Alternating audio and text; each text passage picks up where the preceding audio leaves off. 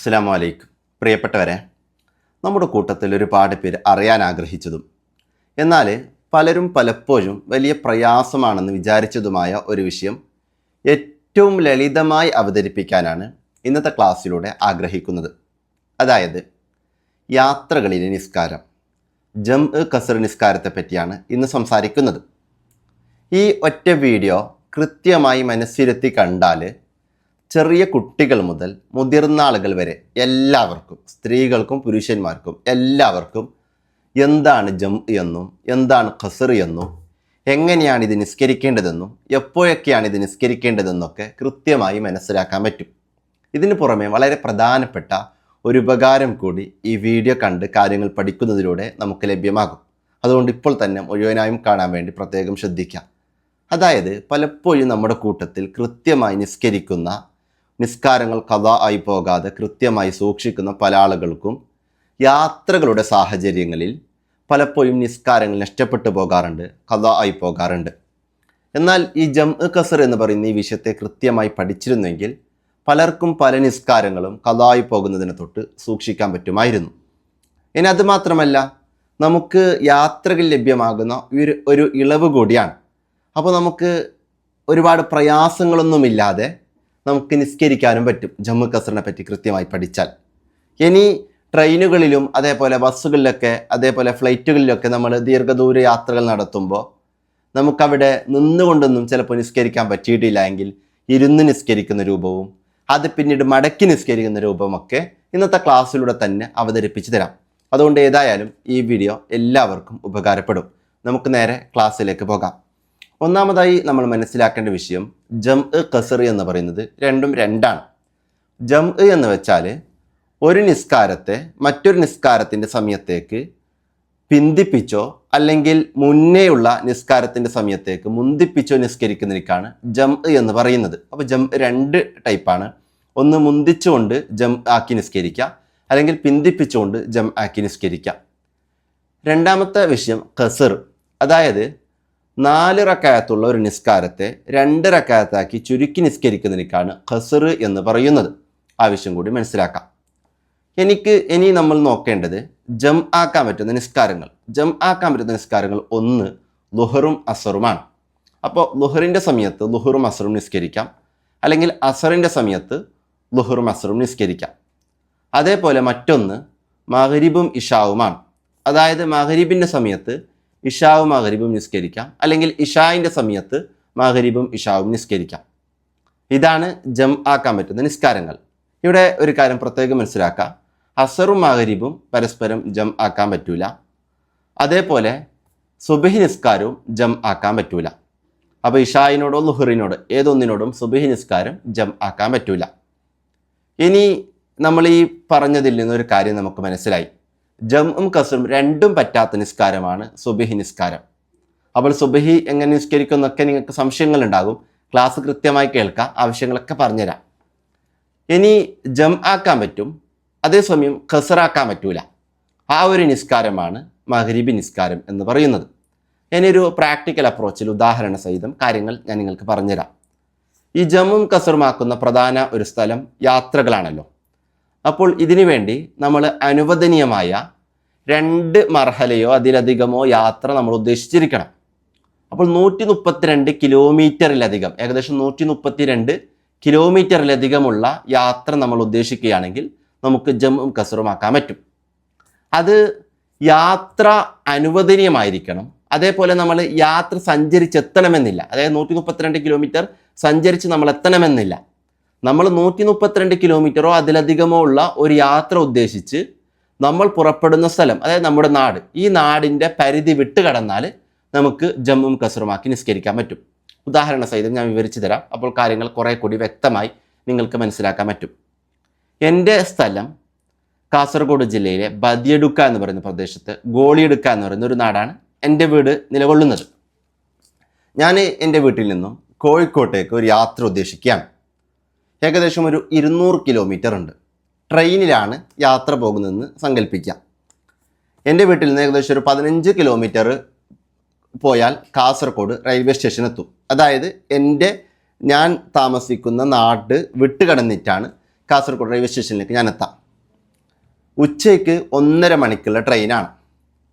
ഈ ട്രെയിന് കോഴിക്കോട് ഏകദേശം ഒരു 6 മണിയൊക്കെ ആകുമ്പോഴാണ് എത്താം.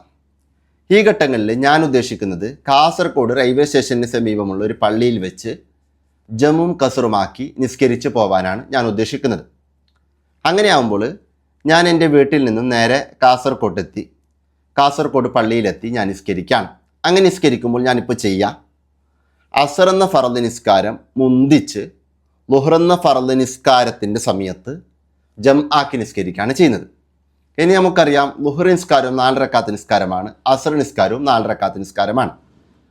അപ്പോൾ എനിക്കിവിടെ കസറാക്കാൻ കൂടി ഓപ്ഷൻ ഉണ്ട്. അപ്പോൾ കസറാക്കുന്ന രൂപം കൂടി ഞാൻ നിങ്ങൾക്ക് പറഞ്ഞുതരാം. ഒരാൾക്ക് ചെയ്യാതെ കസർ മാത്രമാക്കാൻ അങ്ങനെയും പറ്റും. അല്ലെങ്കിൽ ഒരാൾ കസറാക്കുന്നില്ല ആക്കി നിസ്കരിക്കാൻ അങ്ങനെയും പറ്റും. രണ്ടും ഒരേ ടൈം ഒന്നിച്ചാക്കണം എന്നത് നിർബന്ധമുള്ള കാര്യമല്ല, ആവശ്യം മനസ്സിലാക്കാം. അപ്പോൾ ഞാനിപ്പോൾ രണ്ടും ചെയ്യാൻ അതിൻ്റെ ഒരു ഉദാഹരണം പറയാം. അപ്പോൾ ഞാൻ ആദ്യം ളുഹർ നിസ്കരിക്കുന്നു. ആദ്യം ളുഹർ നിസ്കരിക്കുമ്പോൾ ഈ ളുഹർ നിസ്കാരം കസറാക്കി നിസ്കരിക്കാനാണ് ഞാൻ ഉദ്ദേശിക്കുന്നത്. അപ്പോൾ ഒരാൾ നിസ്കാരത്തെ കസറാക്കി നിസ്കരിക്കാൻ ഉദ്ദേശിക്കുന്നുണ്ടെങ്കിൽ അവൻ ആ നിയ്യത്തിൻ്റെ സമയത്ത് തന്നെ കസറാക്കുന്നു എന്ന് പ്രത്യേകം കരുതണം. അപ്പോൾ ഞാൻ ആദ്യം ളുഹറിനിക്ക് വേണ്ടി നിയ്യത്ത് കരുതാണ്. ളുഹർ എന്ന ഫർദ് നിസ്കാരം കസറായി ഞാൻ നിസ്കരിക്കുന്നു. അറബിയിലാണെങ്കിൽ ഉസല്ലി ഫർദുൽ ളുഹരി മക്സൂറത്തൻ. അപ്പോൾ ളുഹർ എന്ന ഫർദ് നിസ്കാരം കസറായി ഞാൻ നിസ്കരിക്കുന്നു എന്ന നിയ്യത്തോടു കൂടെ തക്ബീർ ചൊല്ലി ഞാൻ കൈകെട്ടാണ്. ഇങ്ങനെ കൈകെട്ടിയാൽ എനിക്ക് 2 റക്അത്ത് നിസ്കരിച്ചാൽ മതി. 4 റക്അത്ത് നിസ്കരിക്കുന്ന പകരം 2 റക്അത്ത് എനിക്ക് നിസ്കരിച്ചാൽ മതി, ആവശ്യം മനസ്സിലാക്കാം. അപ്പോൾ കസറായി. എനിക്ക് അസറിനെ മുന്തിച്ച് ആക്കണം. അപ്പോൾ ഞാൻ ചെയ്യേണ്ടത് ഈ ആദ്യത്തെ നിസ്കാരം, അതായത് ആദ്യമുള്ള നിസ്കാരം ആദ്യം തന്നെ നിസ്കരിക്കണം. ഈ മുന്തിച്ച് ആക്കുന്ന ഘട്ടങ്ങളിൽ നിർബന്ധമായും ആദ്യമുള്ള നിസ്കാരം ആദ്യം തന്നെ നിർവഹിക്കണം. അപ്പോൾ ഈ ആദ്യത്തെ നിസ്കാരം നിർവഹിക്കുന്ന ഘട്ടത്തിൽ അസറിനെ മുന്തിച്ച് ആക്കുന്നു എന്നുള്ളത് മനസ്സിൽ കരുതണം. അപ്പോൾ എനിക്ക് എപ്പോഴൊക്കെ ഇത് കരുതാം? ഒന്നിരിക്കൽ ആദ്യം നമ്മൾ നിയത്തോടെ കൂടെ തക്ബീറത്തുൽ ഇഹ്റാം ചൊല്ലി കൈകെട്ടുമല്ലോ, ആ ഒരു ഘട്ടത്തിൽ തന്നെ ഈ നിയത്ത് കരുതാം. അതല്ല എങ്കിൽ നമ്മൾ സലാം വീട്ടുന്നതിന് മുമ്പായിട്ട് കരുതിയാൽ മതി. അപ്പോൾ ആദ്യത്തെ ളുഹർ നിസ്കാരം സലാം വീട്ടുന്നതിന് മുമ്പായിട്ട്, ഇനി ആദ്യം തന്നെ നമുക്ക് കരുതാൻ പറ്റുകയാണെങ്കിൽ അങ്ങനെ കരുതാം. ഇനി അതല്ല എങ്കിൽ സലാം വീട്ടുന്നതിന് മുമ്പായിട്ട് നമ്മൾ കരുതിയിരിക്കണം. അപ്പോൾ സലാം വീട്ടുന്നതിനായിട്ട് മുമ്പായിട്ട് ഞാൻ മനസ്സിൽ കരുതാണ് അസർ എന്ന ഫർദ് നിസ്കാരം മുന്തിച്ച് ആക്കി നിസ്കരിക്കുവാൻ ഞാൻ കരുതി എന്നുള്ളത് മനസ്സിൽ കരുതാണ്. നിസ്കാരത്തിലായതുകൊണ്ട് വായിൽ പറയാൻ പാടില്ല, മനസ്സിൽ കരുതിയാൽ മതി. അങ്ങനെ മനസ്സിൽ കരുതാം. ളുഹർ നിസ്കരിക്കുമ്പോൾ അസർ എന്ന ഫർദ് നിസ്കാരം മുന്തിച്ച് ആക്കി നിസ്കരിക്കുവാൻ ഞാൻ കരുതി എന്നുള്ളത് ഞാൻ മനസ്സിൽ കരുതാണ്. അങ്ങനെ ഞാൻ മനസ്സിൽ കരുതി ളുഹർ നിസ്കാരം ഓൾറെഡി ഞാൻ കസറാക്കി നിസ്കരിക്കാൻ വേണ്ടി നിയത്ത് കരുതിയിട്ടുണ്ട്. അങ്ങനെ ഞാൻ ളുഹർ നിസ്കാരം 2 റക്അത്ത് നിസ്കരിച്ച് സലാം വെട്ടി. ആ ളുഹർ നിസ്കാരം നിസ്കരിക്കുന്നതിൻ്റെ ഇടയിലായിട്ട് അസറിനെ മുന്തിച്ച് ആക്കുന്നു എന്നുള്ളത് ഞാൻ മനസ്സിൽ കരുതിയിട്ടുമുണ്ട്.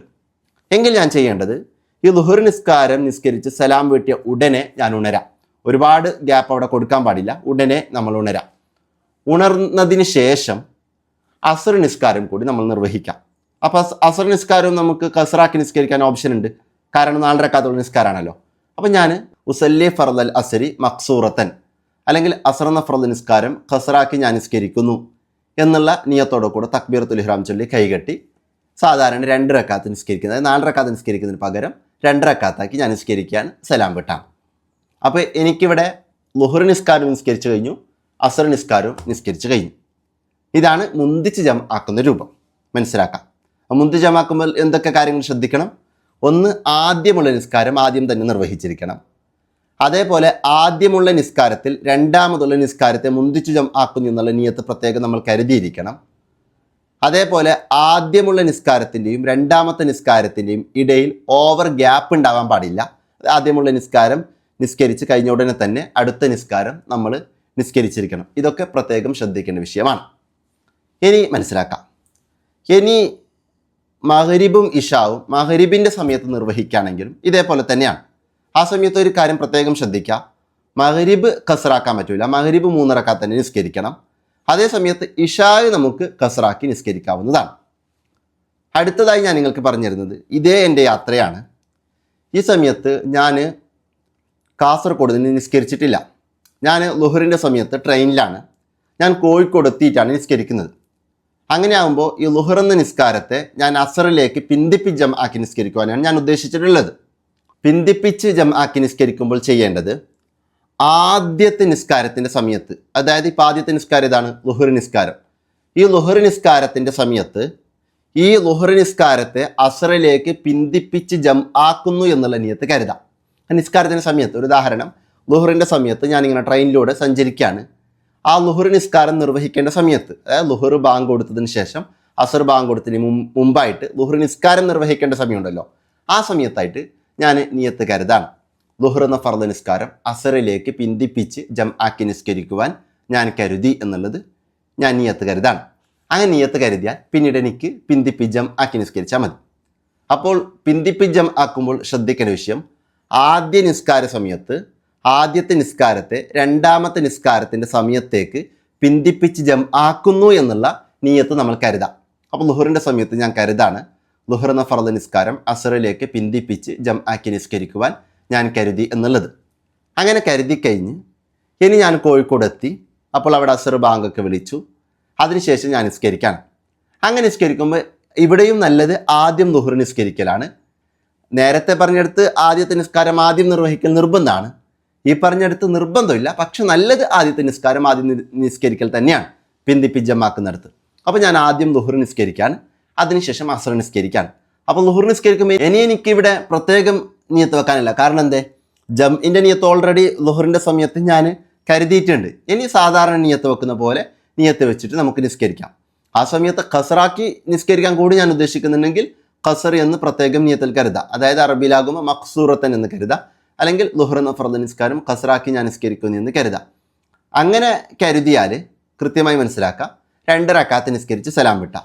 പിന്നെ നേരെ ഉണർന്ന് അസർ നിസ്കരിക്കാം. അസർ ഖസറാക്കുകയാണെങ്കിൽ ഖസറിൻ്റെ നിയത്ത് കരുതാം. വേറെ പ്രത്യേകിച്ചൊന്നും കരുതാനില്ല. അപ്പോൾ അസറും കൂടി നിസ്കരിച്ച് നമുക്ക് സലാം വിട്ടാം. അപ്പോൾ 2 നിസ്കാരം പൂർത്തിയായി. ഇവിടെ യഥാർത്ഥം സംഭവിച്ചെന്താണ്, ളുഹർ നിസ്കാരം എനിക്ക് നിസ്കരിക്കാൻ സൗകര്യങ്ങളൊന്നുമില്ല. എൻ്റെ നിസ്കാരം ഖളായി പോകുമായിരുന്നു. പക്ഷെ ജമ്മ് എന്ന് പറയുന്നൊരു ഓപ്ഷൻ ഉള്ളതുകൊണ്ട് ഞാൻ ജമ്മാക്കാണ്. ആ നിസ്കാരം ഖളാ ആവാതെ നമുക്ക് ലഭിക്കുകയാണ്. ആവശ്യം പ്രത്യേകം മനസ്സിലാക്കാം. അങ്ങനെയാണ് നമ്മൾ ചെയ്യേണ്ടത്. അതായത് പിന്തിപ്പിച്ച് ആക്കി നിസ്കരിക്കുമ്പോൾ നമ്മൾ ശ്രദ്ധിക്കേണ്ട വിഷയം, ആദ്യത്തെ നിസ്കാരത്തിൻ്റെ സമയത്ത് ഈ ആദ്യത്തെ നിസ്കാരം രണ്ടാമത്തെ നിസ്കാരം, അതായത് ളുഹർ നിസ്കാരം അസറിൻ്റെ സമയത്തേക്ക് പിന്തിപ്പിച്ച് ജം ആക്കി ഞാൻ നിസ്കരിക്കാൻ കരുതി എന്നുള്ളത് നിയത്ത് കരുതിയാൽ മതി. ഈ സമയത്ത് നമ്മൾ നിയത്ത് കരുതിയാൽ മതി. പിന്നെ ആ അസറിൻ്റെ സമയത്ത് ഈ 2 നിസ്കാരങ്ങൾ നമ്മൾ നിസ്കരിച്ചാൽ മതി. ഇതേപോലെയാണ് മഗ്രിബിനെ ഇഷായിലേക്ക് പിന്തിക്കുമ്പോഴും. മഗ്രിബ് എന്ന ഫർദ് നിസ്കാരം ഇഷായിലേക്ക് പിന്തിപ്പിച്ച് ജം ആക്കി നിസ്കരിക്കുവാൻ ഞാൻ കരുതി എന്നുള്ളത് നമ്മൾ നിയത്ത് കരുതിയാൽ മതി. ഇങ്ങനെയാണ് നമ്മൾ ചെയ്യേണ്ടത്. അതായത് ആദ്യ നിസ്കാര സമയത്ത് ഈ നിസ്കാരത്തെ ശേഷമുള്ളതിലേക്ക് പിന്തിപ്പിച്ച് ജം ആക്കി നിസ്കരിക്കുവാൻ ഞാൻ കരുതി എന്നുള്ളത് ആദ്യ നിസ്കാര സമയത്ത് നമ്മൾ കരുതിയാൽ മതി. ആദ്യ നിസ്കാരം നിർവഹിക്കേണ്ട ആ സമയത്ത് നമ്മൾ കരുതിയാൽ മതി. ശേഷം നമുക്ക് സൗകര്യം പോലെ 2 നിസ്കാരങ്ങൾ നിർവഹിച്ചാൽ മതി. ഇനി നമ്മൾ മനസ്സിലാക്കേണ്ട വിഷയം, കുറച്ച് കാര്യങ്ങൾ കൂടി ശ്രദ്ധിക്കാം. ഒന്നാമത് ഞാൻ പറഞ്ഞു, 132 കിലോമീറ്ററിലധികം അനുവദനീയമായ യാത്ര ഉദ്ദേശിച്ചിരിക്കണം. അതേപോലെ നമ്മൾ നിസ്കരിക്കുമ്പോൾ നമ്മുടെ നാടിൻ്റെ പരിധി വിട്ട് കടക്കണം. ഇനി അതേപോലെ നമ്മുടെ ഡെസ്റ്റിനേഷൻ, നമ്മുടെ യാത്ര അവസാനിക്കുന്ന സ്ഥലത്ത് ആ നാടിൻ്റെ പരിധിയിലേക്ക് എത്തുന്നതിന് മുമ്പ് തന്നെ നമ്മൾ നിസ്കരിച്ചിരിക്കണം. ഒരു ഉദാഹരണം, ഞാൻ കോഴിക്കോട് പോയി തിരിച്ചു വരാണ്. അങ്ങനെ തിരിച്ചു വരുമ്പോൾ എൻ്റെ നാട്ടിലേക്ക് എത്തുന്നതിന് മുമ്പ് തന്നെ ഞാൻ നിസ്കരിച്ചിരിക്കണം. ആവശ്യം കൂടി പ്രത്യേകം ശ്രദ്ധിക്കാം. അതായത് ഞാൻ ഉച്ചയ്ക്കുള്ള ട്രെയിനിൽ കോഴിക്കോട് പോയി അങ്ങനെ രാത്രി തിരിച്ചു വരാണെങ്കിൽ ഞാൻ എൻ്റെ നാട്ടിലേക്ക് എത്തുന്നതിന് മുന്നേ തന്നെ ഞാൻ എന്താക്കണം, നിസ്കരിച്ചിരിക്കണം. ഞാൻ നേരത്തെ പോകുമ്പോൾ ചെയ്ത പോലെ കാസർഗോഡ് റെയിൽവേ സ്റ്റേഷനിലോ മറ്റോ വെച്ച് ഞാൻ നിസ്കരിച്ചിരിക്കണം. ആവശ്യം ശ്രദ്ധിക്കാം. ഇനി നമ്മൾ ഒരു സ്ഥലത്ത് പോയി അവിടെ 4 ദിവസത്തിലധികം നമ്മൾ താമസിക്കുന്നില്ല, 2-3 ദിവസത്തിൽ തിരിച്ചു മടങ്ങാണ് എങ്കിൽ നമ്മുടെ ഈ യാത്രയുടെ ഘട്ടത്തിലും അവിടെ നമ്മൾ താമസിക്കുന്ന ഘട്ടങ്ങളിലൊക്കെ നമുക്ക് ജമ്മും കസറുമാക്കാൻ പറ്റും. ഒരാൾ 4 ദിവസത്തിലധികം താമസിക്കുന്നുണ്ടെങ്കിൽ അവരുടെ യാത്രയുടെ ഘട്ടത്തിൽ മാത്രമാണ് അവർക്ക് ജമ്മും കസറുമാക്കാൻ പറ്റാം. ആവശ്യം കൂടി പ്രത്യേകം ശ്രദ്ധിക്കാം. ഇനി ഒരാളുടെ യാത്ര അവർ പ്രതീക്ഷിക്കാത്ത രൂപത്തിൽ നീണ്ടുപോവാണ്. അതായത് ഒരാളുടെ ഉദ്ദേശം ഡൽഹിയിൽ പോയി ഒരു പേപ്പർ റെഡിയാക്കി തിരിച്ചു വരണമെന്നായിരുന്നു. അങ്ങനെ ഡൽഹിയിൽ പോയി അവൻ്റെ പ്രതീക്ഷ ഈ പേപ്പർ ഇന്ന് ശരിയാകുമെന്നുള്ളതാണ്. അങ്ങനെ ശരിയായിട്ടില്ല, നാളെ ശരിയാകുമെന്നായി. നാളെ കാത്തു നിന്നപ്പോൾ നാളെയും ശരിയായിട്ടില്ല, മറ്റൊന്ന് ശരിയാകുമെന്നായി. അങ്ങനെ നമ്മൾ പ്രതീക്ഷിക്കാത്ത രൂപത്തിൽ ഇങ്ങനെ ദിവസങ്ങൾ നീണ്ടു പോവാണ്. അങ്ങനെയാവുമ്പോൾ 18 ദിവസം വരെ അവനിക്ക് ഈ ജമ്മും കസറുമാക്കാനുള്ള ഓപ്ഷൻ ഉണ്ട്. 18 ദിവസം കഴിഞ്ഞാൽ പിന്നെ പറ്റൂല. നോർമൽ ഘട്ടങ്ങളിൽ ഒരു സ്ഥലത്ത് നമ്മൾ 4 ദിവസത്തിലധികം താമസിക്കുന്നുണ്ടെങ്കിൽ നമുക്ക് യാത്രയുടെ ഘട്ടത്തിൽ മാത്രമാണ് ജമ്മു കസറാക്കാൻ പറ്റുക. അല്ല 1, 2, 3 ദിവസങ്ങൾ താമസിച്ച് നമ്മൾ തിരിച്ചു മടങ്ങുന്നുണ്ടെങ്കിൽ, മറ്റു യാത്രകൾ പോകുന്നുണ്ടെങ്കിൽ നമുക്ക് ആ താമസിക്കുന്ന ഘട്ടങ്ങളിലും അവിടെയും ജമ്മും കസറുമാക്കാൻ പറ്റും. ആവശ്യം കൂടി പ്രത്യേകം ശ്രദ്ധിക്കാം. ഈ ഒരു കാര്യം ഏറ്റവും കൂടുതൽ മനസ്സിലാവാന്ന് വെച്ചാൽ, ഇപ്പോൾ ഒരു ഉദാഹരണം പറയുകയാണെങ്കിൽ, ഒരാൾ അജ്മീറിലേക്ക് പോയി ഒരു 2-3 ദിവസങ്ങൾ താമസിച്ച് തിരിച്ച് നാട്ടിലേക്ക് മടങ്ങാണ്. അങ്ങനെ മടങ്ങുന്ന ഘട്ടങ്ങളിൽ ഈ അജ്മീറിലേക്ക് പോകുന്ന ഘട്ടങ്ങളിൽ അവനക്ക് ജമ്മു കസറാക്കാൻ ഓപ്ഷൻ ഉണ്ട്. അവിടെ താമസിക്കുന്ന ഘട്ടങ്ങളിലും ജമ്മു കസറാക്കാൻ ഓപ്ഷൻ ഉണ്ട്. ഇനി അവിടെ താമസിക്കുന്ന ഘട്ടങ്ങളിൽ അവനക്ക് ജമ്മൊന്നും ആക്കാതെ പൂർണ്ണമാക്കി നിസ്കരിക്കാൻ പറ്റുന്നുണ്ടെങ്കിൽ അങ്ങനെ തന്നെ നിസ്കരിക്കാം. ഞാൻ പറഞ്ഞത് അങ്ങനെ ഒരു ഓപ്ഷൻ അവനിക്കുണ്ട് എന്നുള്ളതാണ്. അങ്ങനെ നിസ്കരിച്ചാലും ശരിയാകുമെന്നുള്ളതാണ്. ഇനി പലരുടെയും സംശയം, നമ്മൾ ഈ ട്രെയിനിലൂടെയൊക്കെ ഒരു ദീർഘദൂരം ഒരു ദിവസം മൊത്തം ട്രെയിനിലാണ്, അല്ലെങ്കിൽ ഒരു 10-15 മണിക്കൂർ ട്രെയിനിലാണ്. അപ്പോൾ നമുക്ക് ളുഹറിൻ്റെയും അസറിൻ്റെയും ഒക്കെ പൂർണ്ണമായ സമയത്ത് നമ്മൾ ട്രെയിനിലൊക്കെ ആണെങ്കിൽ നമ്മൾ അങ്ങനെ നിസ്കരിക്കും എന്നുള്ളതാണ്. അവിടെ നമ്മൾ മനസ്സിലാക്കുക, നമുക്ക് അവിടെ ഒളു ചെയ്ത് ഖിബിലൊക്കെ മാനിച്ചുകൊണ്ട് നിന്ന് നിസ്കരിക്കാൻ പറ്റുന്ന ഒരു സൗകര്യം ഉണ്ടെങ്കിൽ നമ്മൾ അങ്ങനെ തന്നെ നിസ്കരിക്കാം. പലപ്പോഴും ട്രെയിനിലൊക്കെ അങ്ങനെ നിസ്കരിക്കാൻ പല സാഹചര്യങ്ങളും സൗകര്യങ്ങളൊന്നും ഉണ്ടാവില്ല. അത്തരം ഘട്ടങ്ങളൊക്കെ നമ്മൾ ചെയ്യേണ്ടത്, നമുക്ക് എങ്ങനെയാണോ പറ്റുന്നത് അതുപോലെ നമ്മൾ നിസ്കരിക്കാം. ഇപ്പോൾ ഇരുന്നിട്ടാണെങ്കിൽ ഇരുന്നിട്ട്, അതായത് എങ്ങനെയാണോ പറ്റുന്നത് അതുപോലെ നമ്മൾ നിസ്കരിക്കാം. അപ്പോൾ ചിലപ്പോൾ ഖിബിലയിലേക്ക് മുന്നിടാനൊന്നും പറ്റൂല. അപ്പോൾ നമുക്ക് പറ്റുന്ന പോലെ നിസ്കരിക്കാം. ഇനി ചെയ്യേണ്ടത്, നമുക്ക് സൗകര്യമാകുമ്പോൾ ഈ നിസ്കരിച്ച ഇതേ നിസ്കാരം ഒന്നുകൂടെ നമ്മൾ നിസ്കരിക്കാം. അപ്പോൾ ളുഹർ നിസ്കാരമാണെങ്കിൽ ളുഹറിൻ്റെ സാധാരണ നിയത്ത് കരുതിയിട്ട് തന്നെ നമ്മൾ ഒരിക്കൽ കൂടി നിസ്കരിക്കാം. ഇനി വേറെ വിഷയം കൂടി മനസ്സിലാക്കാം, യാത്രയിൽ നിസ്കരിച്ച നിസ്കാരം നമ്മൾ മടക്കി നിസ്കരിക്കുകയാണ്. അത് യാത്രയിൽ തന്നെ മടക്കി നിസ്കരിക്കുകയാണ്. അങ്ങനെയാണെങ്കിൽ നമ്മൾ ഒരു ഉദാഹരണം, അജ്മീറിലേക്ക് ട്രെയിൻ യാത്ര പോവാണ്. അപ്പോൾ ട്രെയിനിൽ ഇരുന്നുകൊണ്ട് ളുഹറും അസറും നമ്മൾ കസറാക്കി നിസ്കരിച്ചു. ഈ നിസ്കാരത്തെ അജ്മീറിലെത്തി നമ്മൾ മടക്കി നിസ്കരിക്കുകയാണ്. യഥാർത്ഥത്തിൽ അജ്മീറിൽ 2-3 ദിവസം താമസിച്ച് അവൻ തിരിച്ചു മടങ്ങുന്നൊരു ഘട്ടത്തിലാണ്. അങ്ങനെ ആകുമ്പോൾ അജ്മീറിലെത്തിയിട്ടാണ് അവൻ നിസ്കരിക്കുന്നതെങ്കിൽ അവനക്ക് വേണമെങ്കിൽ ഈ നിസ്കാരം കസറാക്കി തന്നെ നിസ്കരിക്കാം. അതായത് യാത്രയിലുള്ള നിസ്കാരം യാത്രയിൽ തന്നെയാക്കി മടക്കുമ്പോൾ അവനക്ക് കസറാക്കി തന്നെ നിസ്കരിക്കാവുന്നതാണ്. അപ്പോൾ നമ്മൾ ചെയ്യേണ്ടത്, നമുക്ക് ഖിബില മാനിച്ചുകൊണ്ടും കൃത്യമായി നിസ്കരിക്കുന്ന രൂപത്തിൽ നിസ്കരിക്കാൻ പറ്റിയിട്ടില്ലെങ്കിൽ പറ്റുന്നത് പോലെ നിസ്കരിച്ച് ആ നിസ്കാരത്തെ മടക്കി നിസ്കരിക്കുകയാണ് നമ്മൾ ചെയ്യേണ്ടത്.